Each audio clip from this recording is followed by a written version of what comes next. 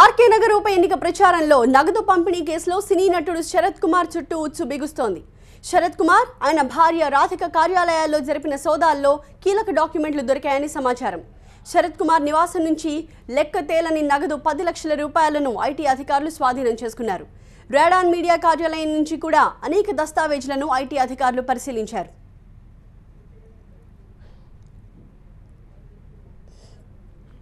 IT దాడులతో ఉక్కిరిబిక్కిరవుతున్న శశికళ మేనల్లుడు దినకరన్కు మరిన్ని కష్టాలు మొదలయ్యాయి. ఫెరా నిబంధనల ఉల్లంఘన కేసు విచారణ మళ్లీ మొదలైంది. తమ ముందు హాజరు కావాలని చెన్నైలోని ఆర్థిక నేరాల కోర్టు సమన్లు జారీ చేసింది. ఈ నెల 18, 19వ తేదీల్లో హాజరు కావాలని న్యాయమూర్తి దినకరన్ను ఆదేశించారు. హాజరు నుంచి మినహాయింపు ఇవ్వాలన్న అభ్యర్థనను మద్రాస్ హైకోర్టు తోసిపుచ్చింది. విదేశీ బ్యాంకులకు శశికళతో పాటు దినకరన్ కూడా భారీగా డబ్బుని తరలించినట్టు ఆరోపణలొచ్చాయి. నిబంధనలను ఉల్లంఘించినట్టు ఈడీ దర్యాప్తు నివేదిక వెల్లడించింది. 1994 నుంచి ఈ కేసు ఆయన్ని వెంటాడుతోంది. కింది కోర్టులో దినకరన్కు ఊరట లభించినప్పటికీ ఈడీ హైకోర్టుకి వెళ్ళింది. దీంతో మళ్లీ ఆయన విచారణ ఎదుర్కొంటున్నారు.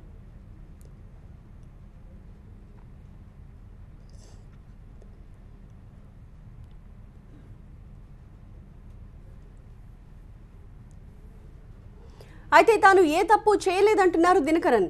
దీని వెనక విపక్షాల కుట్ర ఉందంటున్నారు. కోర్టులోని ఈ వ్యవహారాన్ని తేల్చుకుంటామని స్పష్టం చేస్తున్నారు.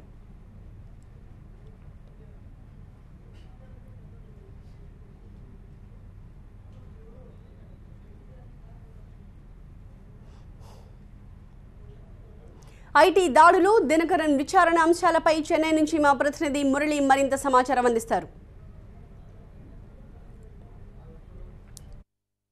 ఇప్పటికే వారం రోజులుగా చిన్నమ్మ వర్గాన్ని ఐటీ దాడులు వెంటాడుతుంటే తాజాగా పాత కేసులు కూడా మరిన్ని కష్టాల్లోకి నెట్టేస్తూ ఉన్నాయి.